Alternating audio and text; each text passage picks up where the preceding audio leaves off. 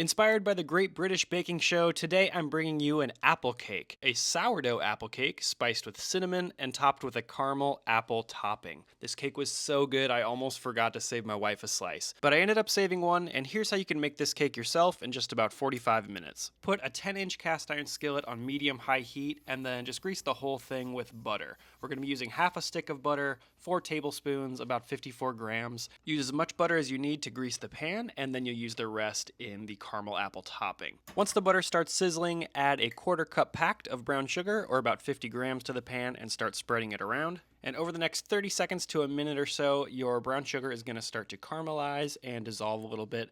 Once you see it dissolve like this, you can add the rest of that butter. So again, it's a total of 54 grams of butter, or 4 tablespoons. Turn the heat down to medium-low, and you're going to hear this butter sizzle as the water is evaporating out of the butter. Just kind of stir it around with the brown sugar until everything kind of bubbles, and eventually those bubbles are going to subside, and you're going to have a brown sugar buttery mixture. We're going to add some apples to this, and then bake the cake and flip it over, and this is eventually going to be the top of the cake. So line the caramel mixture with some thinly sliced apples, as many as you need to fill the pan. This was about 1 Gala apple for me, and you can make it look as pretty as you want to. Then turn the heat off, and you're ready to make your cake. You're going to put the cake batter into this pan in just a few minutes. In the mixing bowl of your stand mixer, go ahead and add 2 eggs and 150 grams of white sugar. You're going to beat these together with the whisk attachment until they form a really frothy, airy mixture. This style of cake we're making today is going to get most of its rise, most of its airy and fluffiness from the air that we beat into the eggs right now. So this step is really important. Don't just whisk them together with a fork. You actually have to do about 5 minutes of whisking with a whisk attachment, until the egg and sugar mixture looks something like this, nice and airy and fluffy and light. Now it's time to add 100 grams of sourdough starter. The sourdough starter today is for flavor and not for leavening, so it doesn't matter if you're using discard or if your starter has just doubled in size. You can use it no matter what state it's in because you're just using it for its sour flavor. It's not going to raise the cake at all.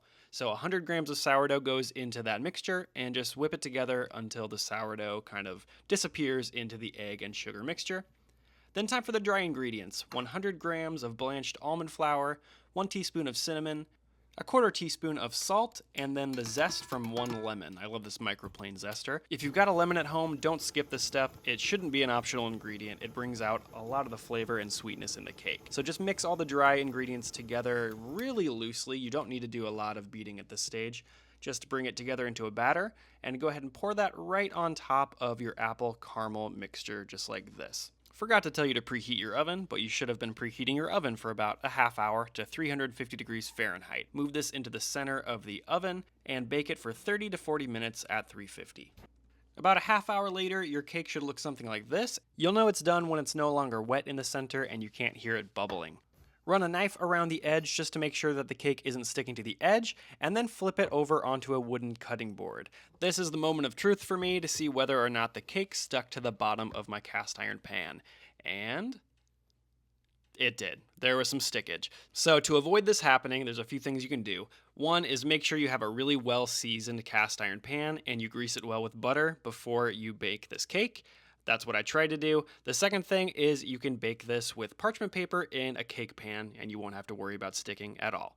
But I think the risk is really worth it because when you bake in a cast iron pan, even though you might mess up the top, the edges on this cake provide such an awesome flavor and texture that I really do think it's worth it. So here is a slice of this sourdough apple cake with a caramel topping, cinnamon spiced. I don't even know what I'm calling this thing anymore, but it was so delicious. Here are a few things I really love about this cake. First of all, the caramel apple topping. You really just can't beat it. I love the flavor that it gives. The cinnamon in the cake pairs perfectly with the caramel apple topping, and the tenderness of the cake is something that you don't expect. Because the base of the cake is made with almond flour and a fermented sourdough starter, you really just get this fall apart, melt in your mouth tenderness that isn't common with other types of cake, at least with other homemade cakes that I've made before. And although I love the flavor of the cake, here's probably my favorite part: that nice crispy, crusty edge that you get with the cast iron pan. For that reason alone, I recommend trying this in a cast iron pan, but of course you could easily modify it and make it in a cake pan with some parchment paper lining that as well. I told you before that I almost didn't save a slice for my wife. I did, but the reason is I just kept going. This cake was so good. And you know what? It's sourdough cake, so I think that's okay. If you want some more fall-inspired sourdough recipes, click this playlist right here.